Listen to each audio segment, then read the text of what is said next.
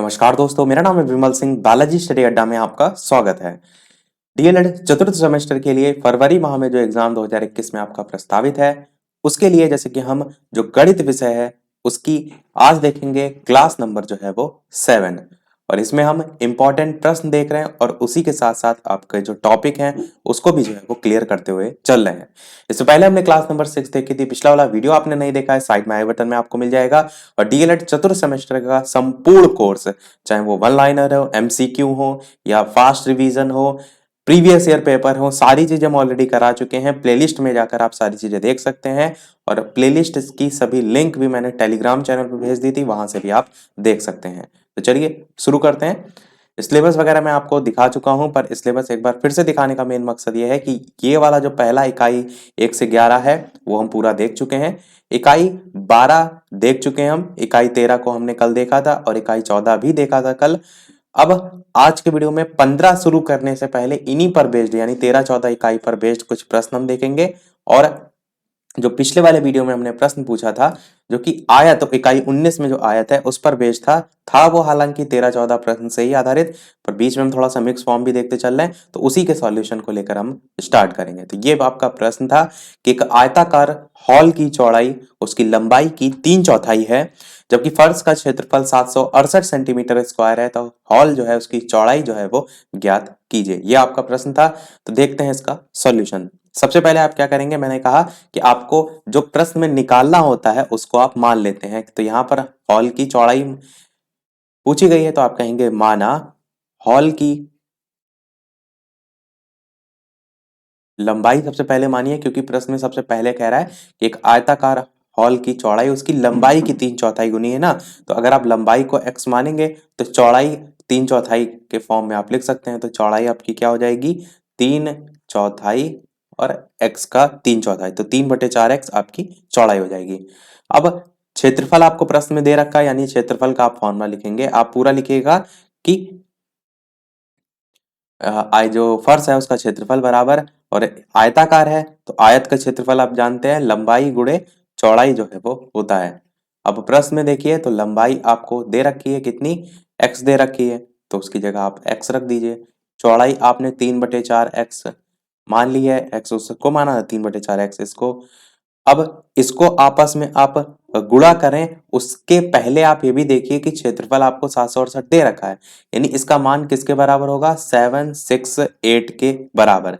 अब यहां से जो x है इस x से गुणा होगा तो x स्क्वायर होगा, तो x स्क्वायर को एक तरफ कर लीजिए और संख्या सारी उस तरफ कर लीजिए। तो नेक्स्ट स्टेप में आपका क्या आएगा, x स्क्वायर बराबर 768 था, नीचे वाला 4 ऊपर मल्टीप्लाइड में जाएगा तो गुणे 4 और बटे में जो है आपका 3, इतना आएगा। अब इसको अगर हम काटें 3 से तो क्या कटेगा ये, तो देखिए 3 इकन्नम 3 नहीं, 3 दूना 6 जाएगा, एक इधर जाएगा तो 3 5 जा 15 होगा, एक और इधर जाएगा तो 3 6 जा 18 होगा। 256 गुणे 4 आप करेंगे जो कि 1024 के बराबर होगा।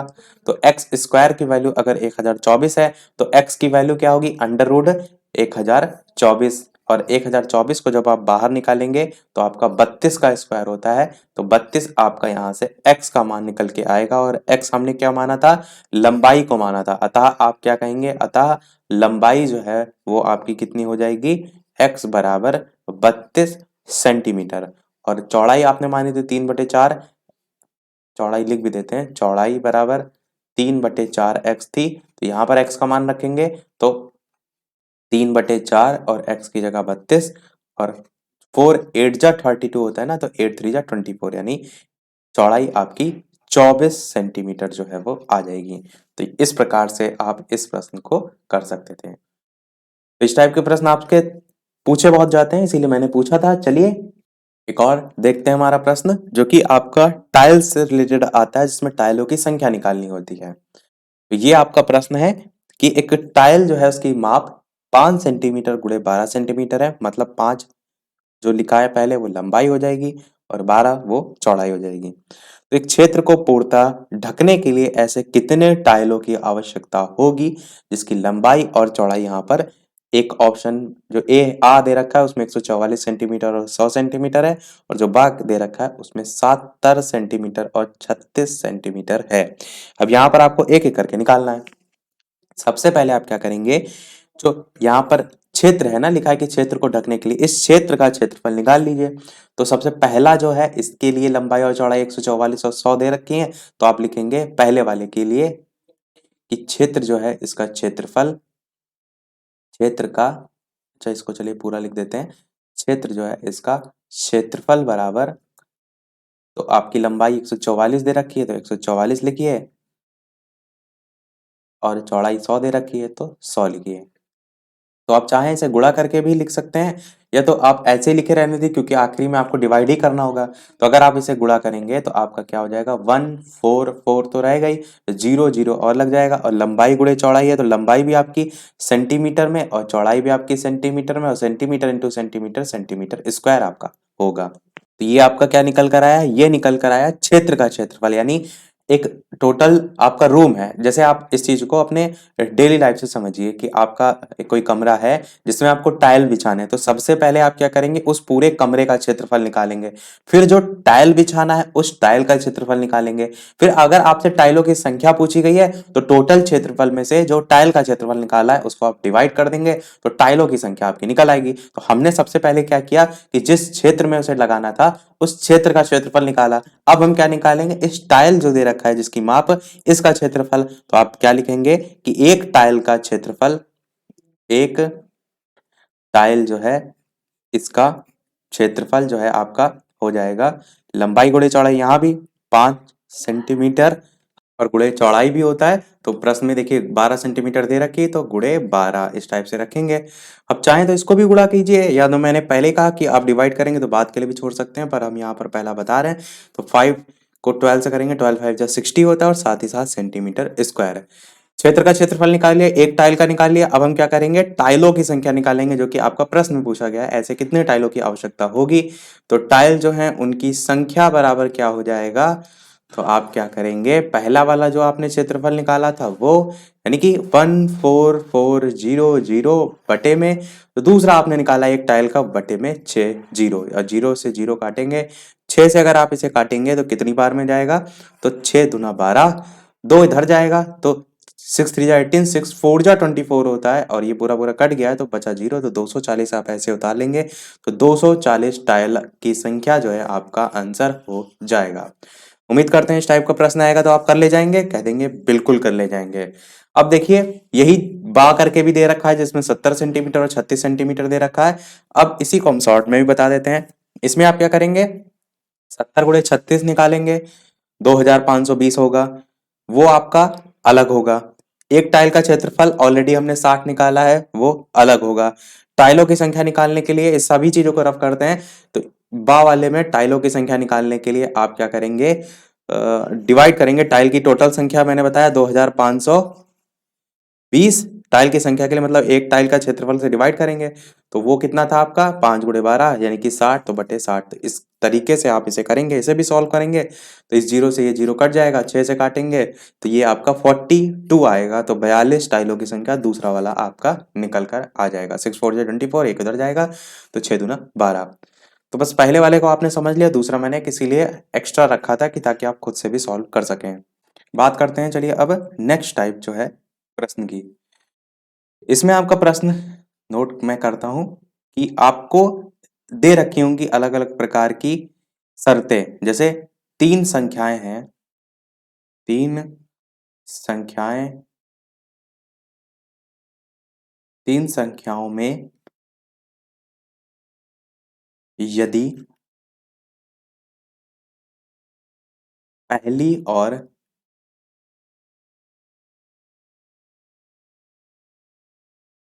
दूसरी का योग जो है आपको दे रखा है कितना, 24। योग लिख देते हैं वरना पहचानने में आपको प्रश्न में कठिनाई ना हो। योग जो है आपका प्रश्न में 24 दे रखा है, और लिखा है कि दूसरी और तीसरी का योग जो है वो आपका 30 हो, तथा पहली और तीसरी, पहली व तीसरी का जो योग है वो आपको 26 दे रखा है। तो आपको सबसे छोटी संख्या बताना है कौन सी होगी। तो ये भी एक आपका एक अपने आप में एक टाइप क्वेश्चन है कि अगर इस टाइप से कोई प्रश्न आए तो कैसे आप उसको करेंगे, वो हम यहाँ पर देखते हैं। संख्या क्या होगी? आप जानते हैं तीन संख्याओं की बात की जा रही है, तो आप सबसे पहले क्या कीजिए, उन तीनों संख्याओं को मान लीजिए, चाहे वो ABCD मान लीजिए, चाहे वो XYZ मान लीजिए। वैसे समीकरण हम अधिकतर करते हैं तो XYZ मान के ही करते हैं, तो हम कह सकते हैं कि माना तीनों संख्याएं बराबर आपकी क्या हो जाएंगी, X Y Z। पहली अब शर्त को उठाते हैं, कह रहा है कि पहली और दूसरी का जो योग है वो 24 है। कलर ब्लू कर लेते हैं ताकि प्रश्न और आंसर में आपको अंतर समझ में आए। तो पहली शर्त कह रहा है x प्लस वाई, क्योंकि पहली x मानी दूसरी y, इनका योग आपको 24 जो है वो प्रश्न में दे रखा है। इसको हम मान लेते हैं समीकरण नंबर 1। दूसरी कह रहा है कि पहली और दूसरी का योग 24 है और दूसरी और तीसरी का योग 30 है। तो दूसरी आपकी y है और तीसरी आपकी z है, जिनका योग आपका 30 है। ये आपका समीकरण दूसरा हो जाएगा। फिर कह रहा है कि तीसरी जो आपकी z है, तीसरी नहीं लिखा ना, पहली और तीसरी का योग आपका, तो पहली तो आपकी x है, तो यहाँ पर आप x रखिए। और चाहे तो आप इसका आगे पीछे क्रम भी चेंज कर सकते हैं, क्योंकि पहली और तीसरी का कह रहे हैं ना, तो तीसरी आप पहले रख दीजिए और चाहे बाद में रखिए, उससे तो कोई फर्क पड़ता नहीं है। तो इस प्रकार से इनका योग आपका 26 दे रखा है और ये आपका 26 दे रखा है। तो ये आपका समीकरण हो जाएगा समीकरण नंबर 3। अब आपको क्या करना है कि इन तीनों समीकरण को जोड़ देना है। जिससे क्यों जोड़ना है इस चीज को भी समझिए। जोड़ने से क्या होगा, जो मान है आपका वो आपका x plus y plus z का आपको प्राप्त हो जाएगा। किसका प्राप्त होगा, x plus y plus z का। और इस x plus y plus z में से अगर आप पहले वाले समीकरण को देखिए तो x प्लस वाई का आपको मान दे रखा है। अगर हम इस वाले मान को पुट कर देंगे तो आपका जेड का निकल आएगा। इसी प्रकार दूसरे समीकरण का यूज करेंगे, इसी प्रकार तीसरे का। तो आपको ये तो समझ में आ गया कि हमने यहाँ पर क्यों जोड़ने की बात की। आप क्या लिखेंगे कि तीनों समीकरण जो हैं उनको, अतः तीनों समीकरणों को जोड़ने पर, तीनों समीकरण को जोड़ने पर क्या होगा आपका, 2, 2 बार x आया है तो पूरा 2 बाहर निकाल सकते हैं, या 2x प्लस 2y इस टाइप से भी जोड़ सकते हैं। जोड़ने पर 2x होगा, 2y होगा और 2z होगा। और बराबर में तीनों संख्याओं का अगर आप देखिए 24, 30 और 26, तो इनका जोड़ 80 होगा, क्योंकि 6 4 10 होता है, लास्ट में 0 आएगा। और 3 2 5 2 और बाकी बचा तो आपका 8 तक आएगा, तो 80 आपका आएगा। और तीनों में आप देखिए 2 2 2 है, तो आप ये भी तो कर सकते हैं, इस 2 को यहाँ से उड़ा दीजिए, यहाँ से उड़ा दीजिए, यहाँ से उड़ा दीजिए और इन पूरे में से 2 को आप ले लीजिए कॉमन, क्योंकि तीनों में है।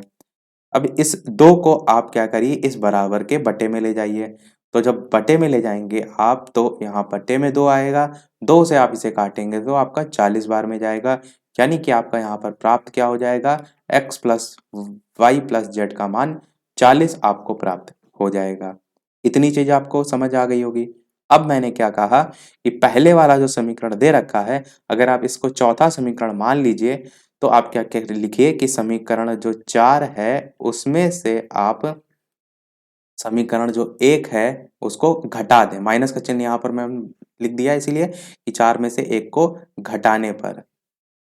अब घटाने पर आपका क्या होगा कि यदि आपको ये ना भी समझ में आए तो आप ये भी कह सकते हैं कि समीकरण 1 का मान समीकरण 4 में रखने पर, x प्लस वाई का मान 24 दे रखा है, तो यदि आप यहाँ पर 24 का मान रख दें x प्लस वाई की जगह, तो 24 प्लस जेड बराबर 40 होगा। आप कहेंगे बिल्कुल होगा। तो जेड का मान अगर आप निकालेंगे तो 40 के उधर जाएगा 24, तो 40 माइनस 24 होगा और जब घटाएंगे तो आपका 16 आपको जेड का मान प्राप्त हो जाएगा। तो घटाने वाला हो सकता है आपको ना समझ में आए, तो उसको और सिंपल तरीके से लिखिए कि समीकरण 4 में समीकरण 1 का मान रखने पर आपका जेड का मान आपको 16 प्राप्त हो गया। तो जेड का मान कितना प्राप्त हुआ, 16।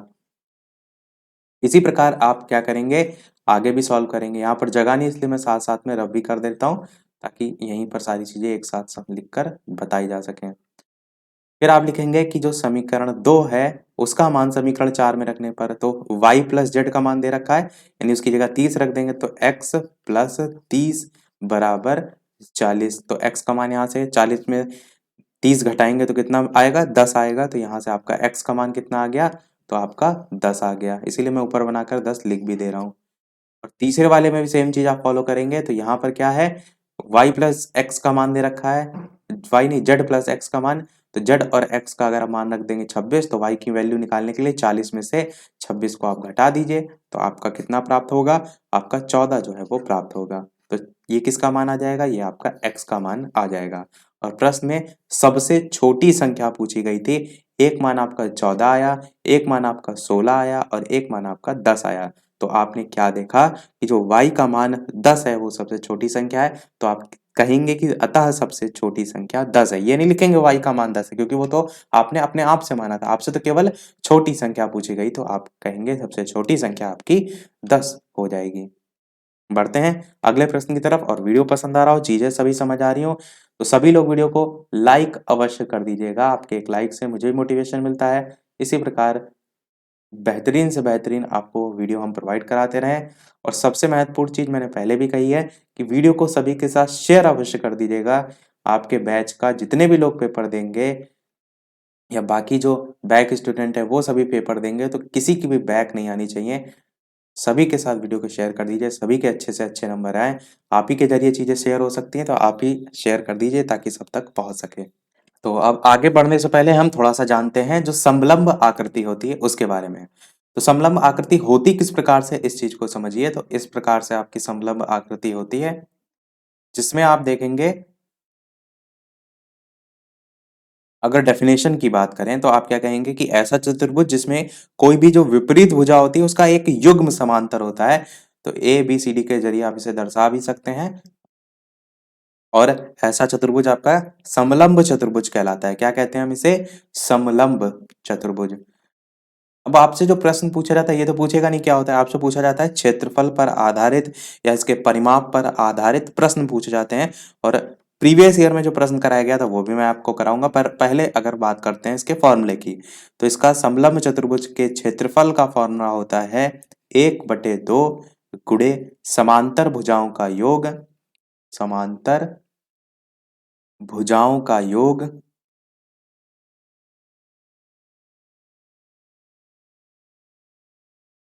और गुणे ऊंचाई, ऊंचाई कह सकते हैं या उनके बीच की दूरी, दोनों ही आपका एक सेम चीज है। ऊंचाई कह लीजिए या उनके बीच की दूरी, क्षेत्रफल हो गया।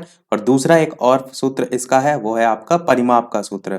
परिमाप के सूत्र पर आधारित प्रश्न डायरेक्ट नहीं पूछे जाते हैं कि परिमाप बताइए, पर इस परिमाप के सूत्र को यूज करके जो प्रश्न है थोड़ा सा आप उसको और ज्यादा सरल कर सकते हैं। तो 4 गुणे चारों भुजाओं का योगफल आपका जो है परिमाप का सूत्र होता है।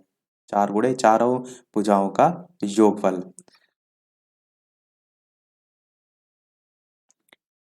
विशेषताओं की अगर बात करते हैं तो समलंब चतुर्भुज जो होते हैं इसके विकर्ण बराबर होते हैं। विकर्ण क्या होते हैं, जो ये बीच से आप क्रॉस देखते हैं काटती है बिंदुएं, ये आपके विकर्ण कहलाते हैं। तो ये विकर्ण इसके बराबर होते हैं। और जो प्रत्येक विपरीत कोण होता है उसके युग्म संपूरक होते हैं। और इसके जो समद्विबाहु त्रिभुज आप चतुर्भुज है उसके शीर्ष एक वृत्तीय होते हैं। तो ये सब आपसे पूछता नहीं, ये सब आपके प्रॉपर्टीज जैसे जैसे यूज होंगी हम वैसे वैसे समझते चलेंगे। ये तो आपने देख लिया, इस क्षेत्रफल के फॉर्मूले को याद रखिएगा। अब मैं एक प्रश्न आपको कराता हूं जो कि आपसे पूछा गया था सन 2016 डीएलएड के पेपर में। और ये प्रश्न था कि समलंब जो है इसकी समांतर भुजाएं,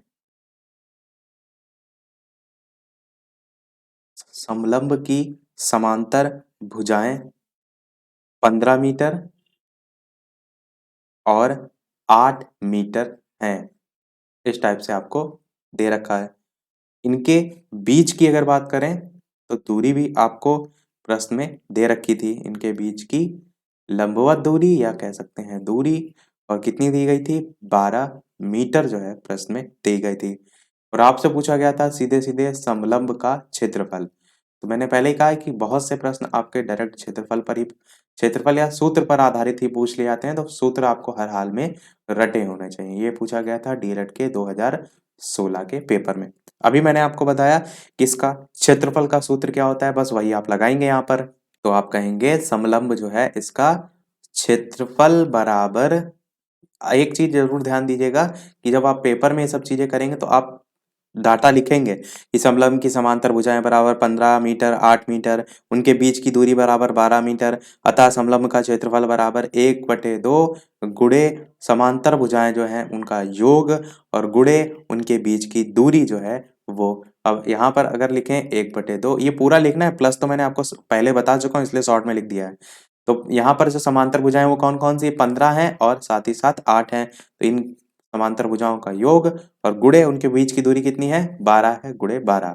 अब देखिए इसको आगे सॉल्व करेंगे तो 1/2, 15 में 8 जोड़ेंगे तो आपका होगा 23 और गुणे आप करेंगे 12। अब ये 23 ब्रैकेट से बाहर आएगा तो 23 गुणे 12, ये 12 पूरे के मल्टीप्लाई में हो जाएगा, ऐसा नहीं कि केवल 12 से इसका कोई लेना देना। तो आप 2 से काटिए, 2 छंग 12 होगा, 23 गुणे 6 आया, 23 गुणे 6 आपको गुणा करना है और आप लिखना नहीं चाहते तो आप ये कैसे करते हैं, देखिए जो 6 आपका, इसको सबसे आखिरी वाली संख्या से गुणा कीजिए, 18 होगा 6 तियां, आप 8 अपने मन ही में रखिए, जैसे जैसे प्रैक्टिस करेंगे वो चीज आती है।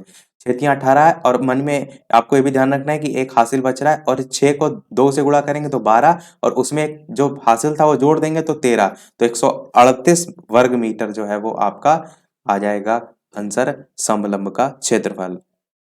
कोशिश ऐसे किया करिए कि धीरे धीरे अपने आप को इम्प्रूव कीजिए और जो गुणा है या जोड़ घटाना है उसको कम से कम समय में करने का प्रयास कीजिए। बस हाँ, ये ना करिएगा कि कम समय के चक्कर में गलत ही कर दिया, गलत ना करिएगा। अब एक क्वेश्चन उस टाइप का भी देख लेते हैं जहाँ पर दो समीकरण दिए होते हैं और आपको लिखा होगा कि इस समीकरण को विलोपन विधि से हल कीजिए या डायरेक्ट आप एक्स वाई का मान ज्ञात कीजिए, इस टाइप से आप कहेंगे। दो समीकरण कोई ले लेते हैं, जैसे कि x प्लस वाई बराबर आपको 7 दे रखा है और दूसरा आपको दे रखा है 2x माइनस वाई बराबर 8। तो बस ये दो दे रखे हैं, आपको इसे हल करके एक्स वाई का मान बताना है। क्या करना होता है, सदैव आप एक को समीकरण 1 मान लीजिए, एक को समीकरण 2 मान लीजिए। अब ये देखना है आपको कि समीकरण 1 में से 2 को घटाइए या एक समीकरण को 2 से जोड़िए। अब कैसे पता करेंगे जोड़ना है घटाना है, तो जो भी मान आप जोड़ने या घटाने पर देखिए कि x या y में से किसी एक की वैल्यू आपकी कट जानी चाहिए। अगर आप यहाँ पर x में 2x को जोड़ेंगे तो 3x हो जाएगा, पर प्लस का y है माइनस का y है तो ये चीज कट जाएगी। तो आप क्या कीजिए, लिखिए कि समीकरण 1 और समीकरण 2 को जोड़ने पर, फिर आप यहाँ पर जोड़ेंगे तो ये हो जाएगा आपका 3x, इसे आप जोड़ेंगे तो y से y कट जाएगा, बराबर 7 में 8 जोड़ेंगे तो आपका होगा 15। देखिए 7 में 8 जोड़ा तुरंत 15 कैसे मैंने लिखा, आप जानते हैं 8 का दुगना होता है 16 और यहाँ पर एक कम है तो 16 से एक कम आएंगे 15। तो थोड़ा सा इस चीज को ध्यान दीजिए। अब यहाँ से x का मान निकालना है तो 3 एकम नम 3, 3 पच्चे 15, तो x की वैल्यू कितनी निकल कर आ जाएगी, 5 निकल कर आ गई। अब आप क्या कर लिखेंगे, इस x का मान समीकरण नंबर 1 में जो है वो रखने पर, अब x प्लस वाई बराबर 7 था, x का मान अगर वहां 5 रखेंगे तो y की वैल्यू 7 माइनस 5 आएगी, यानी y की वैल्यू कितनी निकल कर आ गई, 2 निकल कर आ गई। x का मान 5, y का मान 2, दोनों आपके मान आ गए। अब इसी को ही अगर एक स्टेप आगे लिखा होता कि सत्यापन कीजिए, तो आपको क्या करना होता, इस चीज को भी समझिए। तो समीकरण 1 जो दे रखा था, यहां पर आप क्या रखेंगे, x और y का मान रखेंगे। तो x का मान आपका कितना है, 5 है, रख दीजिए, y का मान 2 है, रख दीजिए, बराबर 7 है 5 2 7, 7 7 बराबर 7, बायां पक्ष बराबर दायां पक्ष, अतः आपका समीकरण सत्यापित हो गया। सेम यही चीज आप दूसरे वाले समीकरण के साथ भी कर सकते हैं। तो इस प्रकार से आप इसे सत्यापित भी कर सकते हैं। विलोपन विधि किसे कहते हैं, जो मैंने वर्ड यूज किया था इस चीज को समझिए। विलोपन का मतलब ये होता है कि कोई पर्टिकुलर समीकरण दे रखा है, उस जब आपने दो समीकरण को सॉल्व किया था तो क्या किया, एक मान निकाला और उस मान को रखकर आपने दूसरा जो है वो मान निकाला ना, तो इस आधार पर आपने मान निकाला, मान जो वहां पर एक्स वाई के चर के रूप में दे रखे थे वो धीरे धीरे विलोपित, विलोपित मतलब होता है गायब कर दिया और जो एक्चुअल मान चाहिए था वो निकल आया। इस टाइप का प्रश्न आप कर ले जाएंगे आप। और अब देख लेते हैं हम एक खतरनाक प्रश्न, जैसा कि सभी वीडियो में एक खतरनाक प्रश्न देखते हैं, तो इस वीडियो का ये खतरनाक प्रश्न होगा।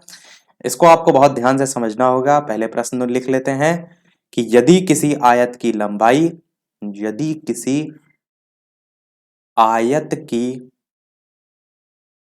ये अलग अलग जो टाइप के मैं प्रश्न आपको करा रहा हूँ, इससे क्या है कि आपको हर टाइप का कंसेप्ट क्लियर हो जाएगा कि अगर इस टाइप का प्रश्न आएगा तो आप क्या करेंगे, दो समीकरण दे रखे होंगे तो उन्हें आप कैसे सॉल्व करेंगे, आपको एक्स वाई कब मानना है, कब समीकरण मानना है, कैसे मानना है, इसीलिए जरूरी है अधिक से अधिक टाइप के प्रश्नों की प्रैक्टिस। बस डिपेंड यही करता है आप पर कि आप प्रश्नों की प्रैक्टिस कितनी करते हैं। ऐसा तो नहीं आप केवल यहाँ वीडियो देखकर फिर कह रहे हैं कि नहीं हमें सब आ गया। देखिए वो तो ठीक है, समझना जरूरी है, पर आप स्वयं से भी कितनी प्रैक्टिस कर रहे हैं, वो आपकी जो स्किल होती है वो डेवलप होना जरूरी है। क्योंकि एज इट इज तो प्रश्न आपको पेपर में मिलते नहीं है, आपको थोड़ा बहुत घुमा के प्रश्न दिया होगा, बस आपको उसकी लैंग्वेज जो है वो समझनी होगी। तो इसीलिए जरूरी है अधिक से अधिक प्रैक्टिस की। और कुछ लोग ये सोच रहे होंगे कि अब पता नहीं पेपर होगा कि नहीं, बहुत डेट नज़दीक आ रही है, अभी तक किसी प्रकार की स्कीम नहीं निकल कर आई है, तो हम क्या करते हैं कुछ दिन अब आराम कर लेते हैं। तो जो आराम करेंगे फिर वो आराम ही करते रह जाएंगे। क्योंकि जब मैं आराम नहीं कर रहा हूँ, मैंने ये नहीं सोचा एक भी परसेंट कि नहीं अब तो पेपर लग रहा है, होंगे नहीं, छोड़िए क्या करते हैं वीडियो बना के फिर जब पेपर आएंगे फिर देखा जाएगा। तो ऐसा नहीं है। अगर पेपर की डेट आगे बढ़ती है तो आप क्या करेंगे, आपको और ज़्यादा समय मिल रहा है, ये तो अच्छी बात है।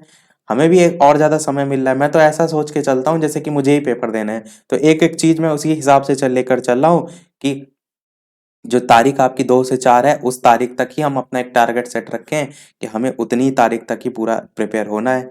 अगर डेट बाय चांस बढ़ती है तो हमारे पास और अच्छा है कि हम पूरा प्रिपेयर हैं और जितनी डेट आगे बढ़ेगी उसमें हम और एक्स्ट्रा तैयारी कर लेंगे। तो ये सोच के अगर आप तैयारी अपनी कम कर रहे हैं, बंद कर रहे हैं कि नहीं अब तो पेपर लग नहीं रहा, नहीं होंगे तो छोड़ो, और बाई चांस इसी बीच स्कीम निकल आई तो फिर आपका क्या होगा सोचिए। तो ये गलती ना कीजिए कि अरे पता नहीं पेपर होंगे कि नहीं तो हम तैयारी कम कर दें, ऐसा बिल्कुल भी नहीं करिएगा।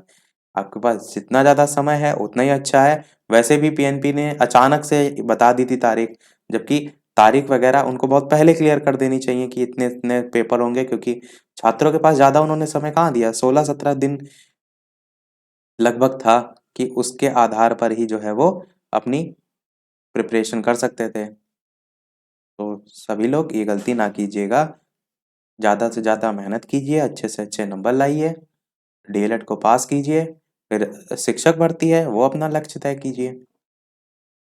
तो ये आपका जो है वो पूरा प्रश्न है। पूरे प्रश्न को मैं एक बार पढ़ देता हूँ। यदि किसी आयत की लंबाई आपकी 3 मीटर बढ़ा देने और चौड़ाई 4 मीटर कम कर देने से उसका क्षेत्रफल 72 वर्ग मीटर कम हो जाता है, तथा लंबाई 1 मीटर कम कर देने और चौड़ाई 4 मीटर बढ़ा देने से उसका क्षेत्रफल 88 वर्ग मीटर बढ़ जाता है, तो आयत की लंबाई और चौड़ाई बतानी है आपको। पढ़ने से आपको खतरनाक प्रश्न लग रहा होगा, पर हम जैसे जैसे इसको समझेंगे फिर आपको सरल लगने लगेगा। और समझना भी जरूरी है, आते हैं इस टाइप के प्रश्न। तो हम क्या करेंगे, सबसे पहले आयत जो है इसकी मान लेते हैं क्या, लंबाई और चौड़ाई। आयत की लंबाई हम मान लेते हैं चलिए x मीटर, और जो चौड़ाई है उसको हम मान लेते हैं y मीटर। अब हम आयत का क्षेत्रफल जानते क्या होता है, लंबाई गुणे चौड़ाई होता है। तो अगर आप कहेंगे तो आपका क्षेत्रफल क्या हो जाएगा, लंबाई गुणे चौड़ाई यानी कि एक्स वाई वर्ग मीटर या मीटर स्क्वायर। इतनी बात आपको आ गई होगी। अब जो पहली यहां पर शर्त दे रखी है इसको बहुत ध्यान से समझिएगा। यहां पर आप लिख भी देंगे प्रश्नानुसार।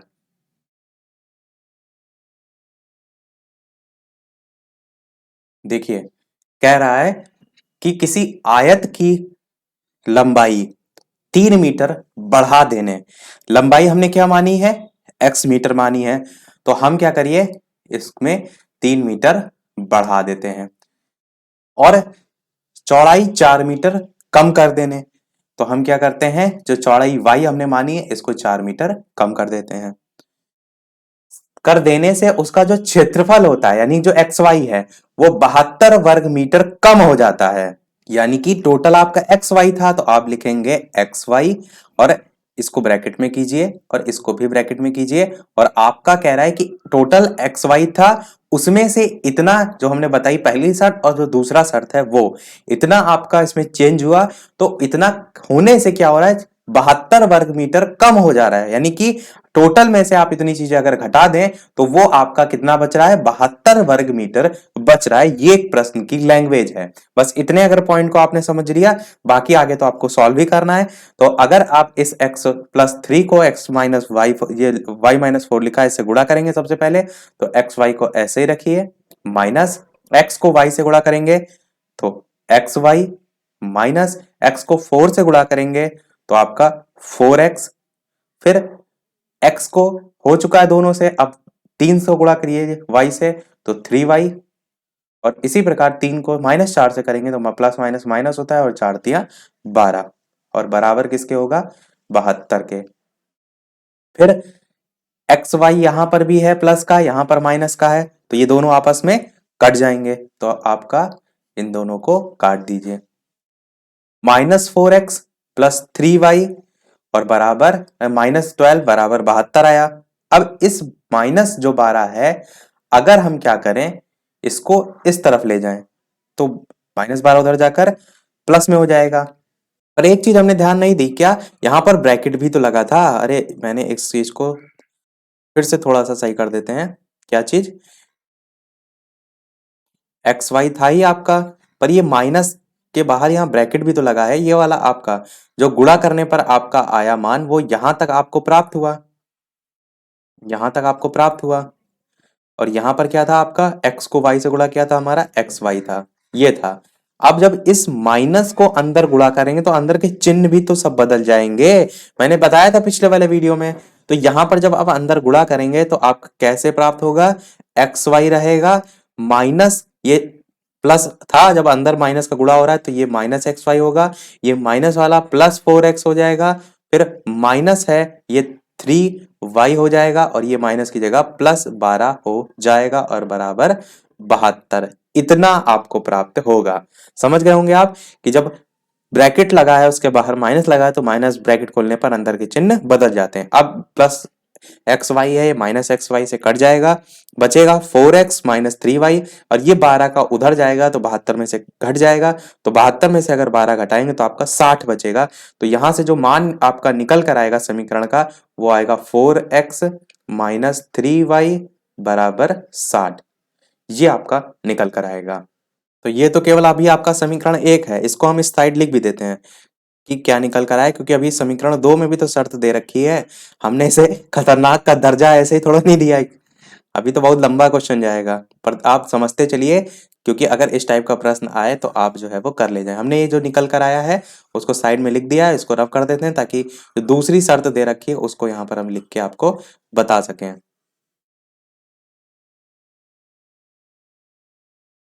तो दूसरी शर्त में आप कह रहा है कि तथा लंबाई जो है 1 मीटर कम कर देने और चौड़ाई 4 मीटर बढ़ा देने से उसका क्षेत्रफल 88 वर्ग मीटर बढ़ जाता है।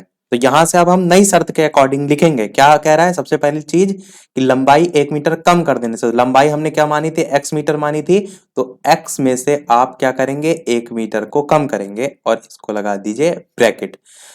फिर चौड़ाई को 4 मीटर बढ़ा देने से, तो चौड़ाई हमने y मानी थी, इसको आप 4 मीटर बढ़ा देंगे तो y+4 हो जाएगा।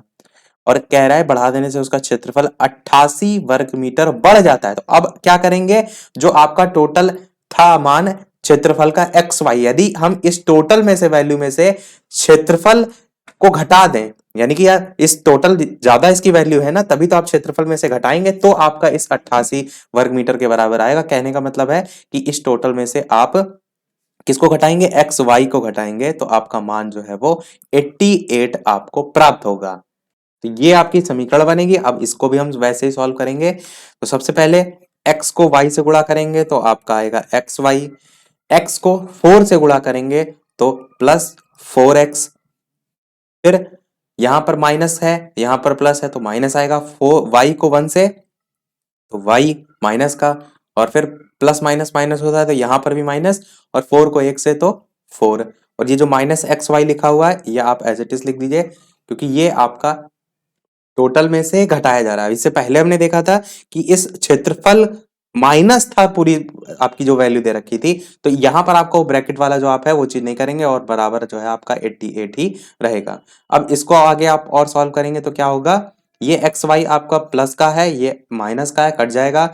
यहाँ पर 4x होगा और ये माइनस जो है आपका 4, और साथ ही साथ माइनस का y भी बचा हुआ है, तो यहाँ पर आप माइनस वाई लिखेंगे। इस -4 को उधर ले जाएंगे बराबर के, तो 88 जो दे रखा है इसमें आपका 4 जो है वो जुड़ जाएगा। तो जब 88 में 4 जुड़ेगा तो आपका 92 हो जाएगा, तो आप यहाँ पर डायरेक्ट क्या लिख सकते हैं, 92। और ये आपका समीकरण 2 प्राप्त हो जाएगा, जो कि हमने पहला निकाला था, उसी के नीचे इसको भी लिख देते हैं, 4x माइनस वाई बराबर 92, और इसको भी सारी चीजें रफ कर देते हैं। अब हम देख रहे हैं कि 4x वैल्यू उसमें भी थी, पहले वाले समीकरण में भी, और दूसरे वाले समीकरण में भी 4x है। अब आप क्या करेंगे, अगर जोड़ेंगे तो कटेगा नहीं, तो आप क्या करेंगे, समीकरण 1 में से समीकरण 2 को घटा देंगे। तो अगर घटाएंगे तो ये जो 4x दोनों दे रखी वैल्यू, ये दोनों ही वैल्यू आपकी यहाँ से जो है वो कट जाएंगी। यहाँ पर माइनस का 3y है, और यहाँ पर आपका जब आप माइनस करते हैं तो चिन्ह नीचे सब बदल जाते हैं, ये प्लस हो जाएगा, ये माइनस हो जाएगा। तो ये प्लस का y है, तो माइनस के 3y में से प्लस का y, तो आपका बचेगा माइनस का 2y, और बराबर इधर देखिए 60 है प्लस का, नीचे जो माइनस चिन्ह बदल जाते हैं तो ये माइनस का 92 हो जाएगा। तो 92 में से 60 घटाएंगे तो माइनस का आपका बचेगा 32। अब दोनों तरफ माइनस है तो इस माइनस से माइनस काट सकते हैं।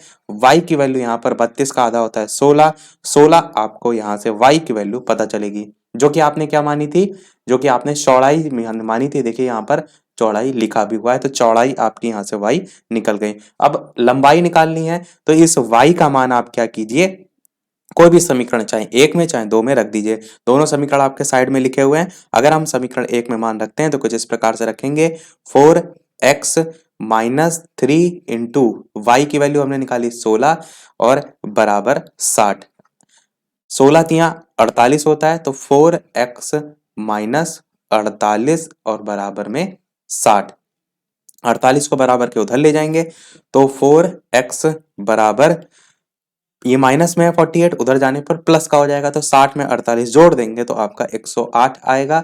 और इस 4 को अगर डिवाइड में लाएंगे तो 108 बटे 4 आएगा। इस 4 से अगर काटेंगे 108 को तो 4 दूनी 8 होता है, 2 उधर जाएगा तो 4 के पहाड़े में 28, 7 बार में आता है 27, आपका मान निकल के आ जाएगा इस लंबाई यानी कि x का।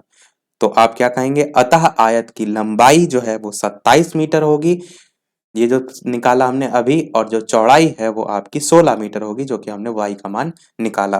तो ये होगा आपका फाइनल आंसर।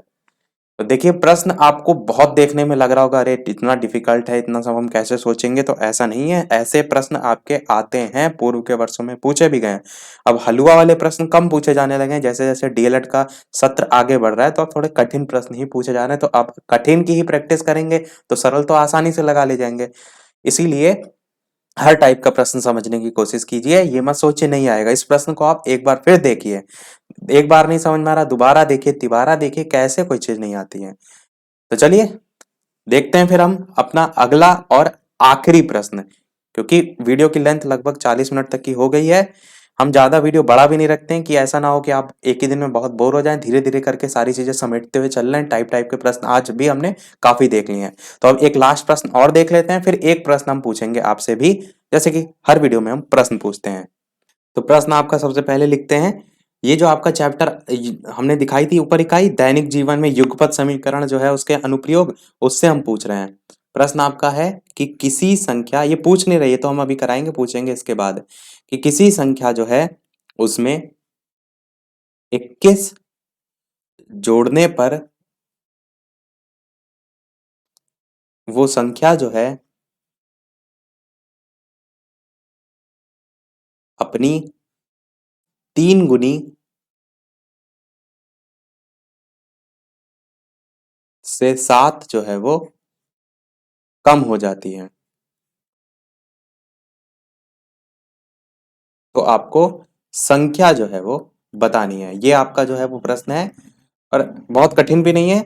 अगर आप देखिए अति लघु में अगर यहाँ से प्रश्न आएगा तो ऐसा ही प्रश्न एज इट इज पूछा जाएगा कि कोई संख्या उसमें 21 जोड़ने पर वो संख्या जो है अपनी 3 गुनी से 7 कम हो जाती है, तो संख्या जो है आप बताइए। अब आपको सबसे पहले मैंने क्या बताया है कि आपको संख्या माननी होती है, क्योंकि जैसे यही चीज आप कंपटीशन लेवल वाले प्रश्न कर रहे हो तो आपको ये सब संख्या मानने की जरूरत नहीं है। 4 ऑप्शन दे रखे होंगे, उसी में से ही जो यहाँ पर शर्त दे रखी है उन ऑप्शन पर फिट करके देख लीजिए, आप चुटकियों में आंसर निकाल लेंगे। पर डीएलएड में आप क्या करेंगे, पूरा पूरा जो प्रोसीजर होता है वो अपनाएंगे कि माना संख्या बराबर जो है वो x, और संख्या में 21 जोड़ने पर वो संख्या, यानी संख्या जो x मानी हमने उसमें 21 जोड़ने पर जो है वो संख्या अपनी 3 गुनी से 7 कम हो जाती है। ये जो इस टाइप की लैंग्वेज लिखी होती है इसकी प्रैक्टिस आपको करनी है।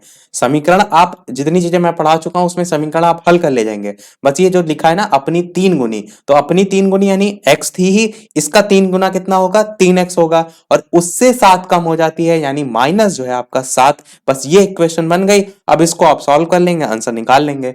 x प्लस 21 बराबर 3x माइनस 7 है, ये इधर माइनस का 7 है, इधर जो है वो 21 है, तो एक तरफ कर लीजिए तो उधर जाकर आप माइनस का 21 हो जाएगा, और ये 3x इधर कर लीजिए तो आपका x माइनस 3x बराबर -7 -21। आप चाहें तो अपोजिट भी कर सकते थे, इस संख्या को x को उधर भी ले जा सकते थे तो आपका प्लस में ही मान रहता। तो x में से 3x घटाएंगे तो आपका माइनस का 2x आएगा, और बराबर -7 और -21, माइनस माइनस प्लस होता है तो और चिन्ह माइनस का ही रहता है, तो ये हो जाएगा माइनस का 28। अब इधर भी माइनस इधर भी माइनस है, कट गया। 2x बराबर अगर 28 है तो x का मान 14 आपका आ जाएगा, क्योंकि 14 दूना 28 आपका होता है। मैंने क्या कहा कि यहां से जो आपने पक्ष को बदला है, x को उधर ले गए हैं, यानी जो 3x है उसको इधर लाए, तो आप ये भी कर सकते थे कि x को आप उस तरफ ले जाते तो 3x माइनस x हो जाता था, -7 को इधर लाते तो 21 में सीधे 7 जुड़ जाता, तो ये माइनस से माइनस काटने की आवश्यकता नहीं पड़ती। तो इस चीज का भी ध्यान रखिए कि अगर इस टाइप के कहीं हो आपके प्रश्न में तो आप उसको और ज्यादा कठिन क्यों बनाएं, आप इस टाइप से भी कर सकते हैं। मैंने इस टाइप से इसलिए किया कि ये भी तरीका आपको आना चाहिए, इसीलिए मैंने इस चीज में ये बता दी। तो यहाँ से x का मान आपका 14 आ गया, तो आपसे संख्या पूछी गई थी, अतः संख्या जो है वो 14 हो जाएगी। अब इसी चीज को मैं थोड़ा सा कंपटीशन लेवल के हिसाब से भी अगर आपको बताने का प्रयास करूं तो देखिए कैसे। जब यही प्रश्न आपका ऑप्शन में दे रखे होते हैं तो वहां 4 ऑप्शन लिखे होंगे, एक में लिखा होगा 12, एक में लिखा होगा 14, एक में लिखा होगा 18, एक में लिखा होगा 20। अब आपको जो यहाँ पर सारी कंडीशन लिखी हो रही वही ऑप्शन पे पुट करनी हुई, लिखा है ना किसी संख्या में 21 जोड़ने पर। चलिए मान लेते हैं 14 आपने आपने पहला नंबर उठाया, तो इसमें अगर आप 21 जोड़ेंगे तो आपका 21 जोड़ने पर आएगा 35, और कह रहा है कि जोड़ने पर अपनी जो संख्या है वो अपने 3 गुने से 7 कम हो जाती है। तो 14 तिया कितना होता है आपका, तो 14 तिया 42 होता है, तो इसका 3 गुना आपने देखा 42 होता है, और कह रहा है इससे 7 कम हो जाती है, 7 घटाने पर 35 आएगा। तो देखिए 35 35 के बराबर है, 14 वाला आपका आंसर हो जाएगा। यही चीज आपको स्पीड में चारों ऑप्शन पे अप्लाई करके देखनी होती है। अगर आपका सबसे पहले ऑप्शन 14 दे रखा होता है, यहीं पर आंसर सही हो जाता है, तो आपको आगे चेक करने की भी आवश्यकता नहीं पड़ती। तो जब यही चीज आपकी सुपर टेट यूपी टेट में आप देंगे तो ये एक्स मान के इस टाइप से करने से और ज्यादा सरल पड़ जाता है इन ऑप्शन से करना। तो आगे आप देंगे तो जानते हुए चलिए। तो सभी प्रश्न आज के हम समाप्त करते हैं, पर वीडियो को समाप्त करने से पहले एक प्रश्न आपके लिए भी, जैसा कि सभी वीडियो में हम आपसे एक नया प्रश्न पूछते हैं, पर उस प्रश्न को लिखने से पहले वीडियो अभी तक आपने लाइक ना किया हो, इतने बेहतरीन से बेहतरीन प्रश्न आपको कराए जा रहे हैं, तो आप सभी का एक लाइक तो वीडियो पर बनता ही है।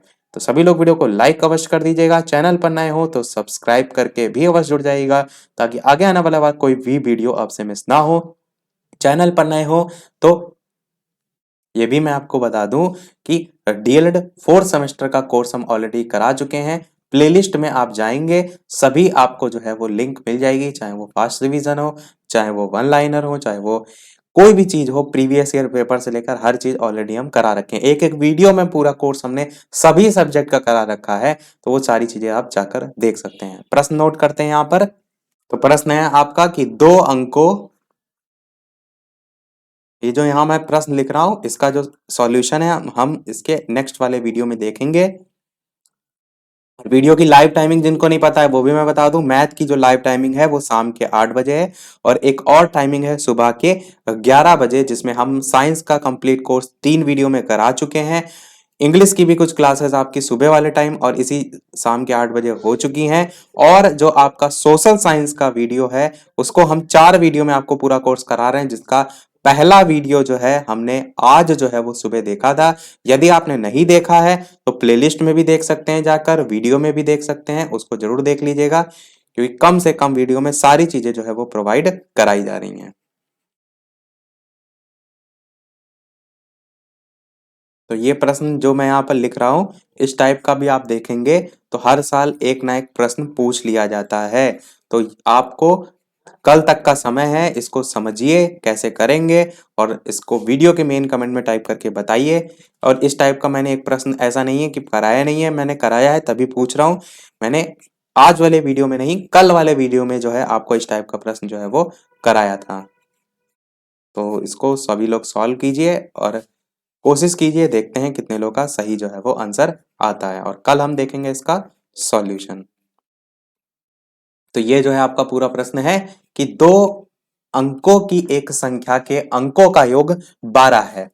यदि उस संख्या में से 36 घटा दिया जाए तो संख्या के अंकों का स्थान बदल जाता है, तो संख्या जो है वो आपकी क्या होगी, ये आपको बताना है। जो विधिवत तरीका होता है उससे सॉल्व कीजिए या शॉर्ट ट्रिक से सॉल्व कीजिए, आपको आंसर बताना है, पर विधिवत तरीका मैं आपको बताऊंगा कल।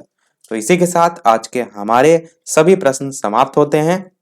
तो आज के वीडियो में इतना ही रखते हैं, फिर मिलते हैं अगले वीडियो में अच्छे अच्छे प्रश्नों के साथ, एक नए सेट के साथ। तब तक के लिए फिर नमस्कार सभी को, गुड नाइट। क्योंकि ये शाम के 8 बजे देख रहे हैं तो लगभग वैसे भी आपका 9 बजने वाला है। तो फिर tata bye bye and thank you for watching.